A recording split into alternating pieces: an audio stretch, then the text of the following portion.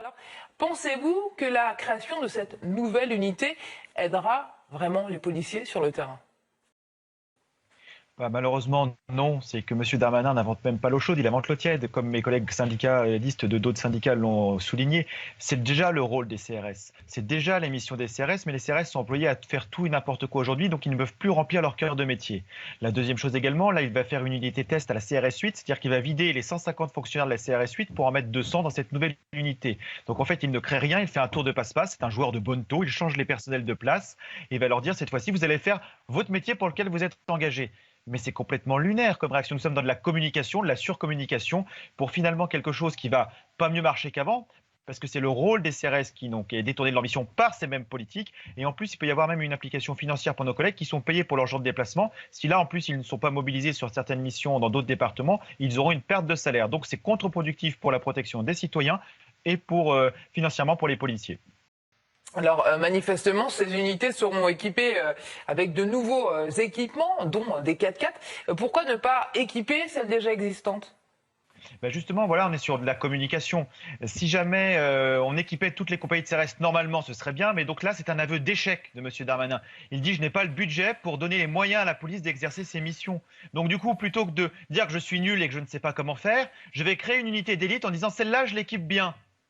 Mais voilà, donc en fait, c'est juste un aveu d'échec de ce gouvernement dont la priorité n'est pas la sécurité, mais les gadgets et la communication. Il n'y a pas de dialogue social au sein de la police nationale. Nous avons un M. Darmanin dans sa tour d'ivoire et nous sommes sommés d'appliquer les décisions prises par ses conseillers technocratiques. Alors, il y a des syndicats de CRS qui parlent également d'une volonté de démanteler justement les CRS. Qu'est-ce que vous en pensez? Bah, c'est un risque éventuellement, parce que c'était le rêve de M. Sarkozy à l'époque qui voulait démanteler les compagnies de CRS. Finalement, il les a vidées de moitié. Les gendarmes se sont moins mobilisés. Il y a la moitié des escadrons de gendarmerie qui avaient été supprimés. Aujourd'hui, on est encore sur quelque chose. On se dit, bah, les CRS coûtent cher. Oui, ils coûtent cher, mais ils sont utiles pour maintenir l'ordre s'ils sont utilisés dans les bonnes conditions. D'ailleurs, je rappelle que sur toutes les manifestations de maintien de l'ordre, grâce à leur professionnalisme, c'est pas ces unités-là qui évitent les blessés. Justement, elles évitent les blessés, elles évitent les dérapages. Donc, continuons de les former.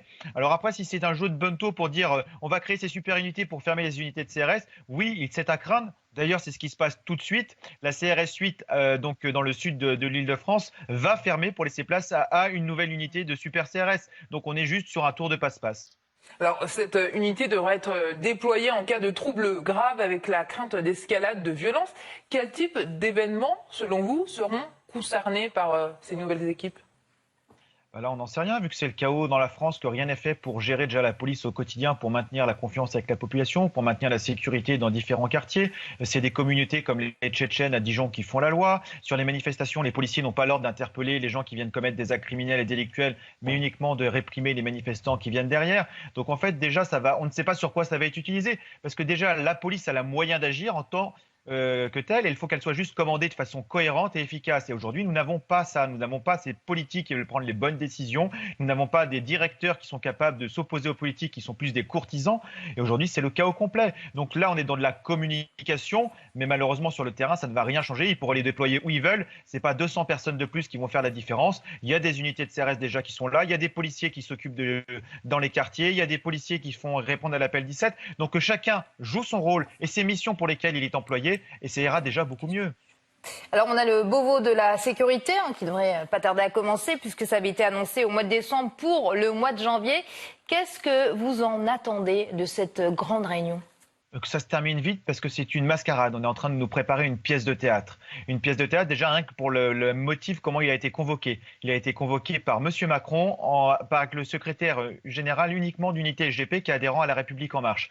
Donc voilà, donc on a repris l'équipe des copains coquins et finalement il ne va rien en sortir. Donc que cette mascarade se termine le plus vite possible pour que ça coûte le moins d'argent possible aux contribuables. Et si un jour M. Macron et son gouvernement voulait réellement discuter, il commencerait par mettre le holà à tous ces gens qui sont des factieux et écouterait les gens qui lancent des alertes depuis des années.